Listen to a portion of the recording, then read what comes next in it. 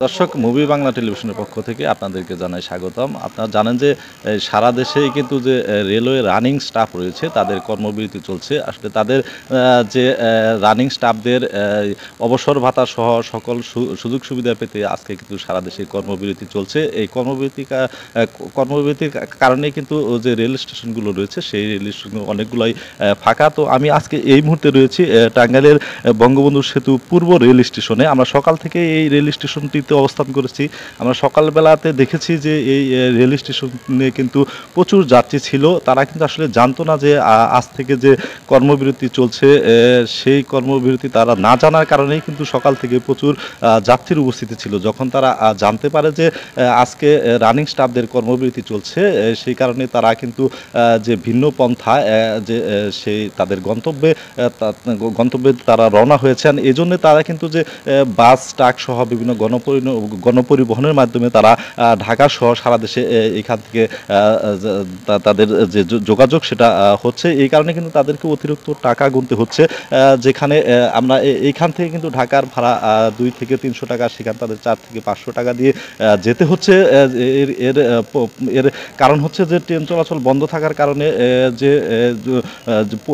পরিবহনগুলোতে বাড়তি যাত্রীর চাপ বৃদ্ধি পেয়েছে।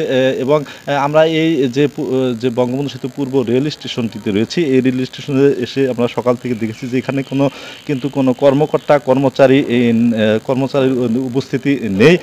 একদম যে সকল কার্যক্রম বন্ধ হয়ে গেছে। আর শুধু এই সেতু পূর্ব রেল স্টেশন নয়, এছাড়াও কিন্তু টাঙ্গাইলের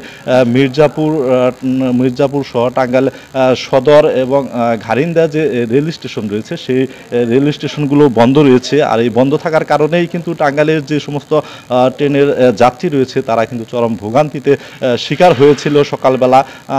কিন্তু এখন যে অবস্থা, এখন কিন্তু আমি যে টাঙ্গাইলের সকল যে স্টেশনগুলো রয়েছে সেই স্টেশনগুলোতে খবর নিয়েছি, এই সকল স্টেশনেই কিন্তু জনশূন্য হয়ে রয়েছে। আর এইখানে যারা কর্মচারী রয়েছে রেল স্টেশনের দায়িত্বপ্রাপ্ত তাদের সাথে আমরা যোগাযোগ করার চেষ্টা করেছি এবং তাদের সাথে দু একজনের সাথে আমাদের কথা হয়েছে। তারা যেটুকু জানিয়েছে যে তাদের যে একটি সাধারণ বৈঠক ছিল রেল কর্মকর্তাদের সাথে এবং ঊর্ধ্বতন কর্তৃপক্ষের সাথে, তারা কিন্তু সেই আলোচনায় বা বৈঠকে তারা শরিক হননি। কারণ তারা আগে জানতে পেরেছিলেন যে তাদের যে অবসর ভাতা সহ সকল দাবি দেওয়া তারা মেনে নেবে না। এই কারণেই তারা কিন্তু যে তাদের বৈঠকে যাননি। এবং তারা যেটুকু আমাকে অবহিত করেছেন যে পর্যন্ত অবসর ভাতা সহ এবং সকল সুযোগ সুবিধা এবং দাবি মেনে নেওয়া না হবে সে পর্যন্ত কিন্তু তারা এই